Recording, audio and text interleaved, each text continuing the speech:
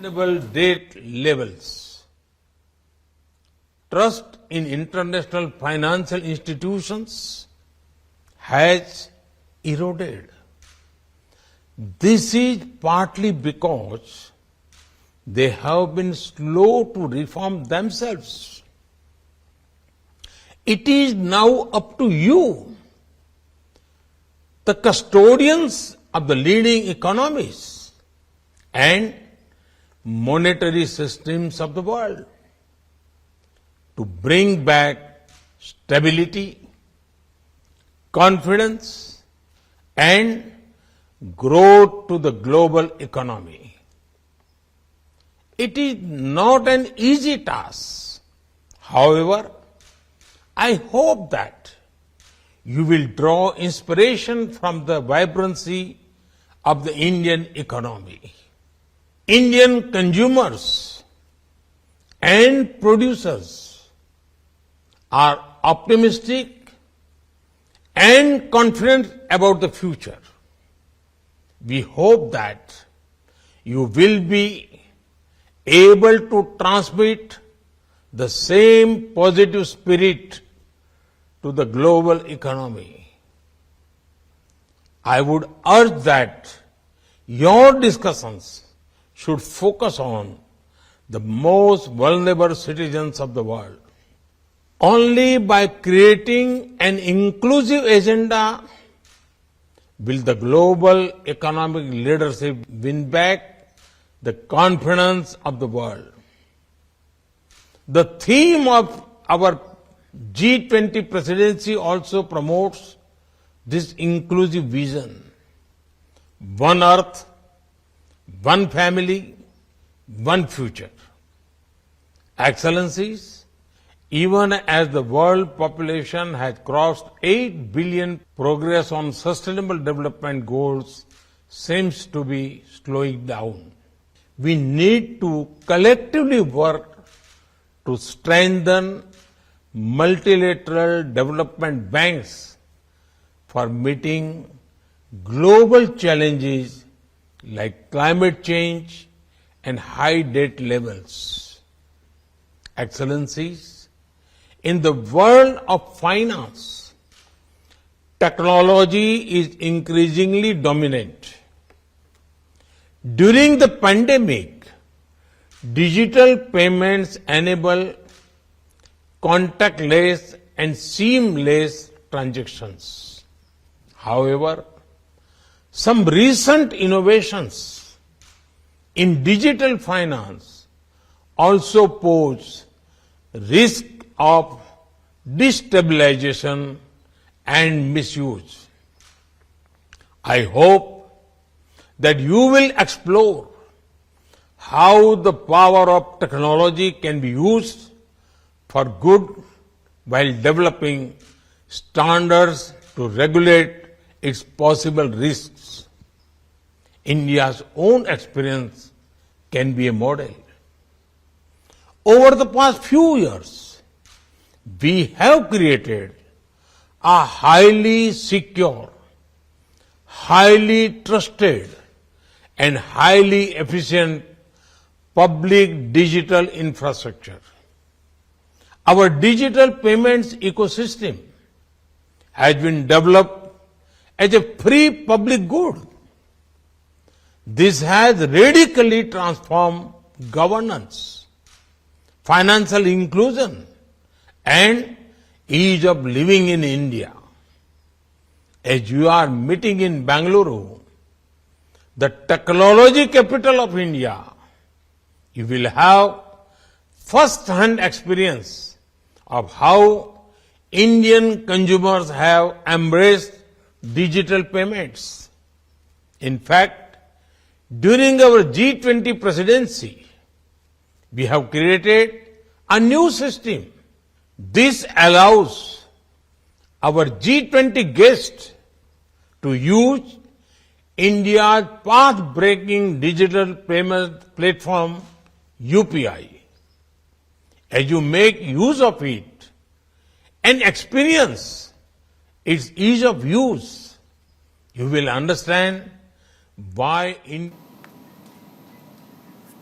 प्रधानमंत्री नरेंद्र मोदी को आप सुन रहे थे। चलिए बढ़ते हैं आगे, बड़ी खबर आपको बताते हैं। अमेरिकी विदेश मंत्री एंटनी ब्लिंकन का भारत दौरा। 1 मार्च को भारत आएंगे अमेरिका के विदेश मंत्री। बड़ी खबर आपको बता रहे हैं, एंटनी ब्लिंकन का भारत दौरा है। 1 मार्च को भारत आएंगे अमेरिका के विदेश मंत्री। G20 विदेश मंत्रियों की बैठक में हिस्सा लेंगे। दिल्ली में रायसीना डायलॉग में भी शिरकत करेंगे। तो बड़ी खबर आपको बता रहे हैं।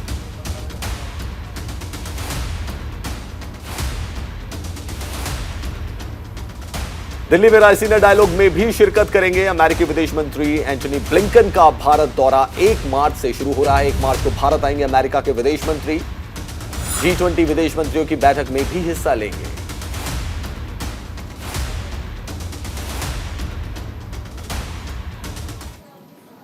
अगली बड़ी खबर, रायपुर में आज से कांग्रेस का 85वां राष्ट्रीय अधिवेशन शुरू हो रहा है। आज से शुरू होगा कांग्रेस का राष्ट्रीय अधिवेशन और कांग्रेस के तमाम नेता और डेलीगेट्स रायपुर पहुंच रहे हैं। बड़ी खबर आपको बता रहे हैं, रायपुर में कांग्रेस का 85वां राष्ट्रीय अधिवेशन, जिसमें तमाम बड़े नेता पहुंच रहे हैं। आज से अधिवेशन जो है वो शुरू हो रहा है। कांग्रेस अध्यक्ष मल्लिकार्जुन खड़गे रायपुर में मौजूद हैं। विधानसभा और लोकसभा चुनाव के लिए रोड मैप तैयार किया जाएगा। बड़ी खबर आपको बता रहे हैं, आज से कांग्रेस का राष्ट्रीय अधिवेशन शुरू हो रहा है। 85वां राष्ट्रीय अधिवेशन है ये। छत्तीसगढ़ की राजधानी रायपुर में शुरू हो रहा है। कांग्रेस के तमाम बड़े नेता वहां पे पहुंच चुके हैं। कांग्रेस के अध्यक्ष मल्लिकार्जुन खड़गे वहां पे पहुंच चुके हैं। रोड मैप तैयार किया जाएगा 2024 के लोकसभा चुनाव के लिए। वहीं जो राज्यों में चुनाव होने हैं उनको लेकर भी रोड मैप तैयार किया जाएगा। तो कांग्रेस के तमाम नेता डेलीगेट्स जो हैं वो रायपुर पहुंच रहे हैं।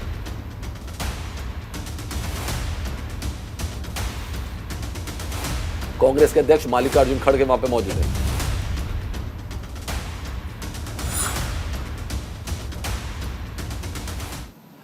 छत्तीसगढ़ के रायपुर में कांग्रेस का महाधिवेशन और अधिवेशन से पहले कांग्रेस अध्यक्ष ने बीजेपी पर हमला बोला। बड़ी खबर आपको बता रहे हैं, मल्लिकार्जुन खड़गे ने बीजेपी पर बड़ा हमला बोला है।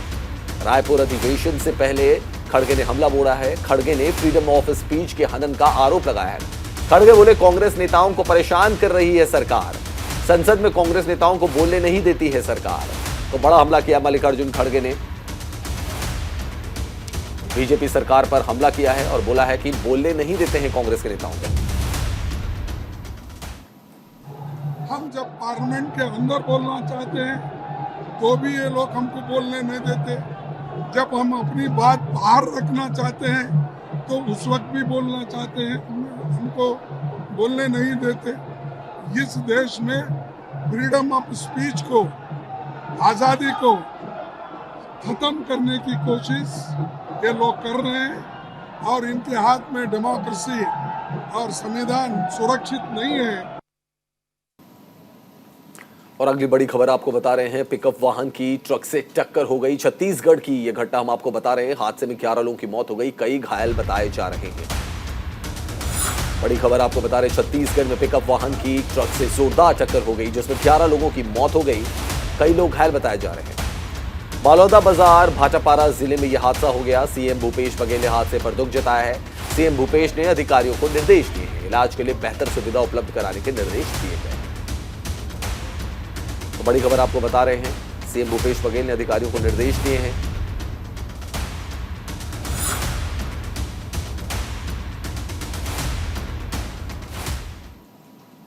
छत्तीसगढ़ के गरियाबंद में एक दिल दहला देने वाला मामला सामने आया है। गरियाबंद से 10 किलोमीटर दूर बारूका के पास एक बाराती मैटाडोर पलटने से 51 से ज्यादा लोग घायल हो गए, वहीं एक की मौत हो गई। घटना की जानकारी मिलते ही पुलिस तुरंत मौके पर पहुंची और मामले की जांच में जुटी है।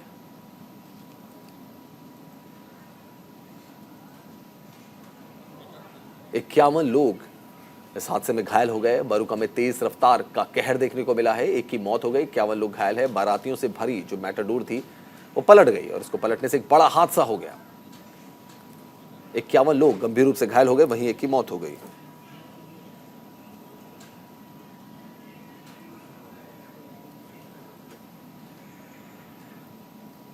मुंबई के भायखला जेल से बड़ी खबर आपको बता रहे हैं। जेल के बाहर तैनात पुलिसकर्मी ने खुद को गोली मार दी। बड़ी खबर आपको बता रहे हैं, मुंबई से बड़ी खबर। मुंबई के भायखला जेल के बाहर से अब आपको बड़ी खबर बता रहे हैं, जहां एक पुलिसकर्मी ने खुद को गोली मार दी।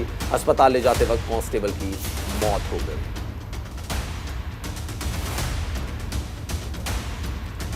तो भायखला जेल में पुलिस कांस्टेबल ने खुद को गोली मार दी। मुंबई के भायखला जेल से बड़ी खबर हम आपको बता रहे हैं, जहां अस्पताल ले जाते वक्त कांस्टेबल की मौत हो गई।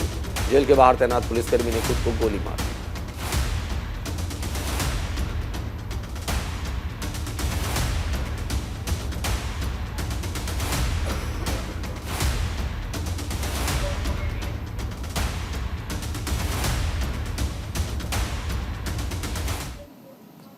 महाराष्ट्र के ठाणे से बड़ी खबर आपको बता रहे हैं। निर्माण कार्य के दौरान मिट्टी धंस गई और मलबे में फंसने से 2 मजदूरों की मौत हो गई।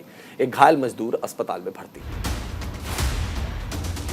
तो महाराष्ट्र के ठाणे से बड़ी खबर आपको बता रहे हैं। निर्माण कार्य के दौरान मिट्टी धंस गई और मलबे में फंसने से 2 मजदूरों की मौत हो गई।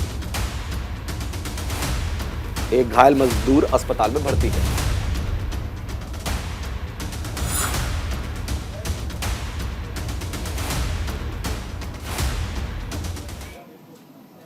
ये तस्वीरें भी आपको देख सकते हैं, जहां मिट्टी धंस गई जिसकी वजह से 2 मजदूरों की मौत हो गई। मुंबई के ठाणे में बड़ा हादसा हो गया।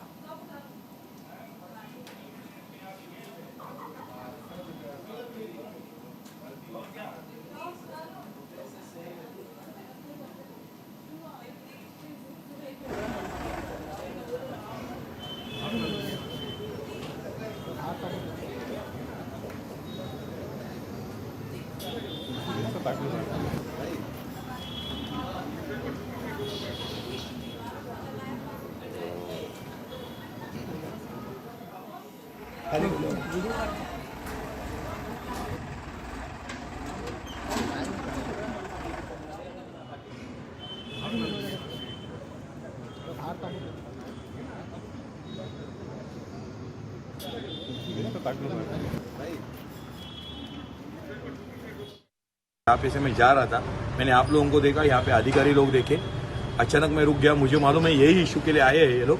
यहाँ पे अगर कंस्ट्रक्शन चालू रहते वक्त अगर लोग मर गए हैं, नेग्लिजेंस हुआ है यहाँ पे ड्यूटी पर, और यहाँ पे अगर ये जिम्मेदार है तो नेग्लिजेंस और कॉज ऑफ डेथ इनके ऊपर 304 के तहत गुना दाखिल होना चाहिए, ऐसी कांग्रेस की मांग है। और लोगों के वो जो लोग मर गए उनके फैमिली को कम से कम 25-25 लाख इन्होंने देने चाहिए, बिल्डर से लेने चाहिए महानगर पालिका। प्राइवेट सोसाइटी है, उनका खुद काम चालू था और कंस्ट्रक्शन कंपनी का जो काम चालू था, वहाँ पे 6-7 कामगार काम कर रहे थे। उसमें से 3 कामगार जो थे वो एक मट्टी का जो पूरा मट्टी उनके मलबा जो था वो उनके आंग पे गिर गया, उसमें वो फंस गए और बाद में निकालने का कोशिश किया।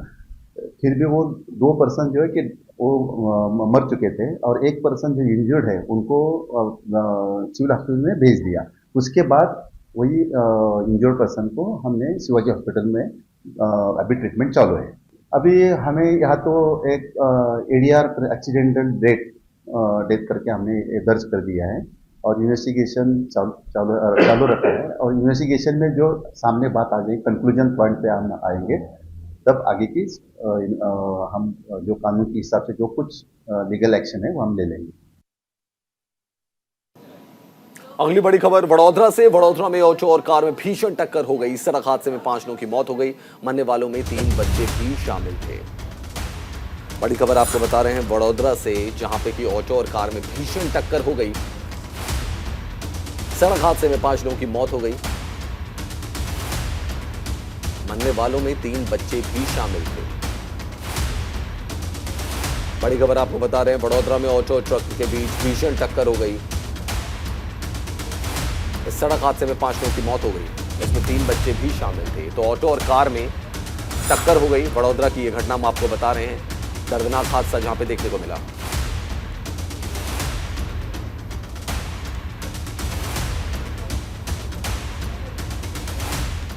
अगली बड़ी खबर गुजरात से। गुजरात के अमरेली में धरती कांप गई। एक दिन में 3 बार लगे भूकंप के झटके। जी हां, बड़ी खबर आपको बता रहे हैं गुजरात के अमरेली से, जहां पे की धरती कांप गई। 3 बार भूकंप के झटके यहां पे महसूस किए गए। रिक्टर स्केल पर भूकंप की तीव्रता 3.4 मापी गई है। तो एक दिन में 3 बार लगे भूकंप के झटके। बड़ी खबर आपको बता रहे हैं रिक्टर स्केल पर भूकंप की तीव्रता 3.4 मापी गई। तो गुजरात के अमरेली में भूकंप के झटके महसूस किए गए। एक दिन में 3 बार भूकंप के झटके महसूस किए गए। 3.4 रही तीव्रता।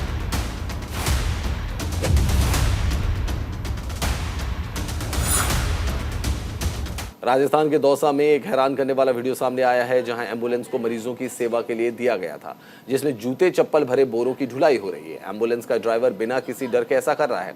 वीडियो सामने आने के बाद हेल्थ डिपार्टमेंट में हड़कंप मचा हुआ है। शुरुआती जांच में सामने आया कि ड्राइवर काफी दिनों से जिला अस्पताल की एम्बुलेंस चला रहा है। इमरजेंसी में दौसा से जयपुर रेफर होने वाले मरीजों को वही लेकर जाता है। जयपुर से दौसा वापसी करते समय वह एम्बुलेंस में प्राइवेट लोगों के माल भरकर लाता है और मोटी रकम वसूलता है।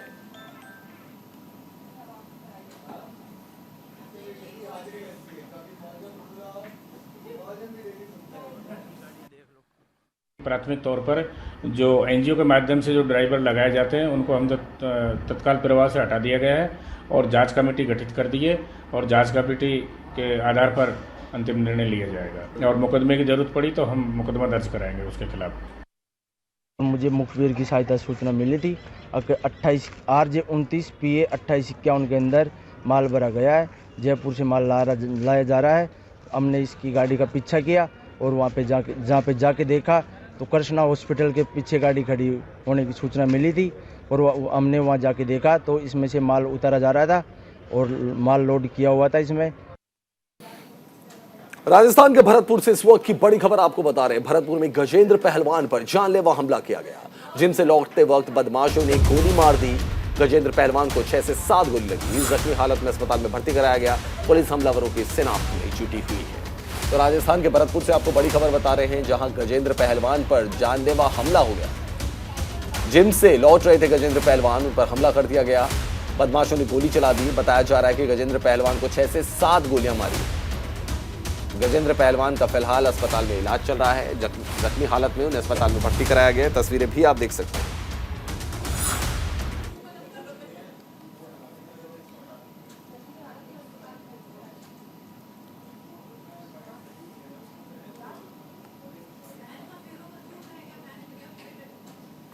अगली बड़ी खबर मथुरा से। मथुरा में नशा कारोबारी गैंगस्टर जावेद की 2 करोड़ से ज्यादा की संपत्ति पुलिस ने कुर्क कर ली।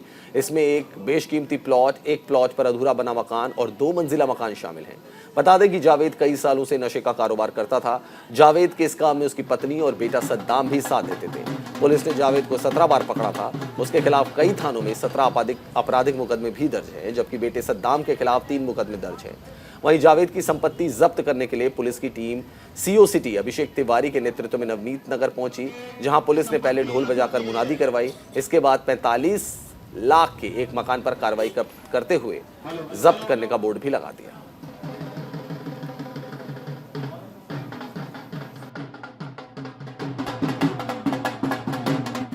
देखिए, जो भी ऑर्गेनाइज क्राइम करके किसी भी प्रकार के धन अर्जित करते हैं, समाज में ऑर्गेनाइज क्राइम का जाल बिछाने का प्रयास करते हैं, उन सभी को चिन्हित करके शासन और उच्चाधिकारियों की मंशा के अनुरूप उनके विरुद्ध गैंगस्टर एक्ट के अंतर्गत कार्रवाई की जा रही है।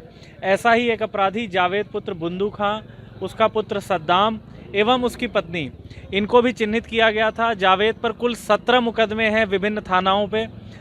इन्हीं मुकदमों के अंतर्गत इसके विरुद्ध गैंगस्टर एक्ट में कार्रवाई हुई। इसकी संपत्तियों का चिन्हीकरण किया गया। कुल संपत्तियों का चिन्हीकरण करने पर 3 संपत्तियां इसकी प्रकाश में आई। उपरोक्त संपत्तियों की अनुमानित कीमत 2 करोड़ रुपए से भी अधिक पाई गई है। सभी संपत्तियों को आज जिलाधिकारी महोदय के आदेश से कुर्की की गई है। लखनऊ के मड़िया गांव में सिलेंडर ब्लास्ट हो गया। तिलक समारोह से पहले सिलेंडर ब्लास्ट हो गया। सिलेंडर फटने से घर में लगी आग लग गई और आग की चपेट में आकर 2 लोग झुलस गए। जान बचाने के लिए छत से कूदे परिजन। लखनऊ के मड़िया इलाके में सिलेंडर ब्लास्ट हो गया। तिलक समारोह से पहले सिलेंडर ब्लास्ट हुआ। सिलेंडर फटने से घर में आग लग गई। आग की चपेट में आकर 2 लोग झुलस गए। परिवार वालों ने छत से कूदकर अपनी जान बचाई।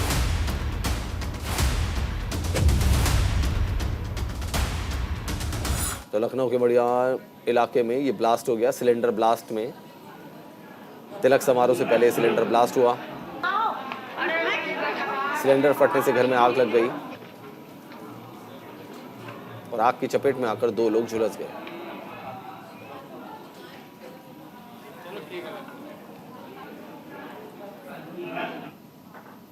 अयोध्या में हैरान करने वाला मामला सामने आया है। दरअसल यहां पर एक बारात बिना दुल्हन के लौट गई। दूल्हे ने दुल्हन के बाल कम बताकर शादी से इंकार कर दिया। दूल्हा भागने के फिराक में था, तभी दुल्हन पक्ष के लोगों ने उसे कुछ और बारातियों को पकड़ लिया। हालांकि काफी देर विवाद के बाद भी दोनों पक्षों में समझौता नहीं हुआ, जिसके बाद मामला थाने पहुंचा। वहीं दुल्हन पक्ष की ओर से मामले में पुलिस ने दूल्हे समेत 9 लोगों पर एफआईआर दर्ज कर दी है।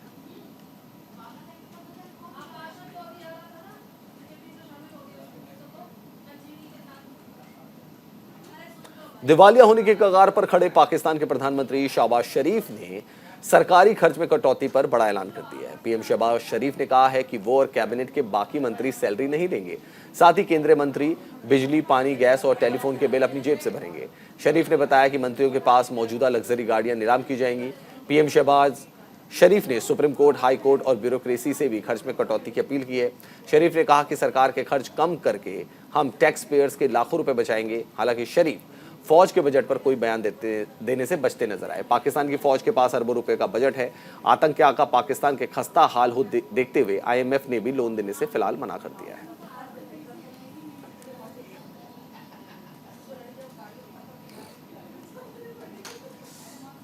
पाकिस्तान के पीएम का कहना है कि वो सैलरी नहीं लेंगे।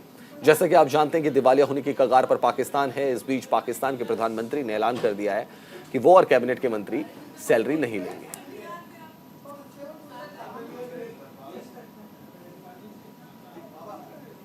दिवालिया होने के कगार पर है पाकिस्तान।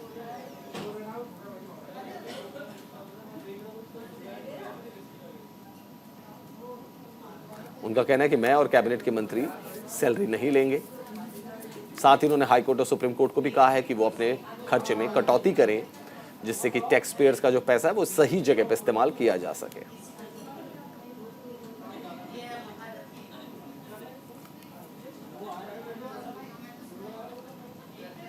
बढ़ते आगे, बीआरएस पार्टी के कार्यकर्ताओं ने आंध्र प्रदेश के बीआरएस अध्यक्ष थोटा चंद्रशेखर का स्वागत किया। कार्यकर्ता अध्यक्ष का स्वागत करने गन्नवरम पहुंचे। इस दौरान बीआरएस के अध्यक्ष चंद्रशेखर ने कहा कि आगामी चुनाव में बीआरएस आंध्र प्रदेश की 175 विधानसभा सीटों और 25 संसदीय सीटों पर चुनाव लड़ेगी। साथ ही उन्होंने कहा कि कई दलों के बड़े नेता भी बीआरएस में शामिल होने के इच्छुक हैं। कई प्रमुख नेता उनके संपर्क में हैं और आने वाले दिनों में बड़े पैमाने पर लोग हमारी पार्टी से जुड़ेंगे। चंद्रशेखर ने कहा कि आंध्र प्रदेश की राजधानी को लेकर बीआरएस का बिल्कुल साफ उद्देश्य है, सत्ता में आने के 3 साल के भीतर राजधानी बनाकर दिखा देंगे।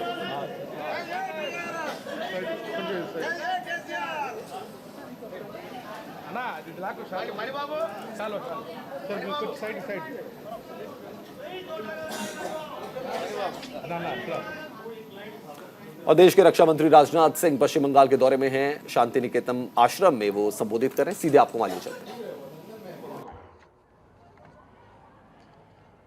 अब बस लास्ट बार हाथ थोड़ा और ऊपर उठाकर अब नीचे कर ले। एक बार और ऊपर करिए और नीचे कर ले। मेरे प्यारे साथियों, इस एक्सरसाइज के दौरान आपने एक छोटी सी बात नोटिस की होगी कि मैंने पहली बार आपसे अपना पूरा हाथ उठाने को कहा था। आपने उठाया भी, पर जब आपने हाथ उठा लिया था तो आपको दूसरी बार अपना हाथ और कैसे ऊंचा उठा लिया। यानी पहली बार में थोड़ी सी पॉसिबिलिटी रह गई थी। इसी तरह दूसरी बार में भी अपने और दमखम के साथ आपने हाथ उठाया और तीसरी बार आपने और ऊंचा हाथ कैसे उठा लिया। कहना मैं ये चाहता हूं साथियों कि मैंने अपने जीवन में यह सीखा है कि आप अपने एम के प्रति कितनी भी मेहनत क्यों न कर लें, कितने भी एफर्ट क्यों न कर लें, परंतु उसमें थोड़ी सी सही इंप्रूवमेंट की पॉसिबिलिटी बराबर बनी रहती है। और यही पॉसिबिलिटी आपके हार्डवर्क को सक्सेस में बदलने की कुव्वत रखती है, दम रखती है। इसलिए आप अपने जीवन में जब भी जो भी काम करें, अपना बेस्ट देने का प्रयास करें, ताकि जनता को लाभ हो सके। और इस सच्चाई को भी समझें कि इफर्ट की कोई अंतिम लाइन नहीं होती। अपने गोल को अचीव करने के लिए बराबर इफर्ट करते रहने की जरूरत है। निराश मत होना बच्चों, यही मैं कहना चाहता हूं। राजनाथ सिंह को आप सुन रहे थे, शांति निकेतन में व्याख्यान दे रहे थे। फिलहाल इस खास पेशकश में तय और ज्यादा खबरों के लिए देखते रहिए न्यूज़ इंडिया।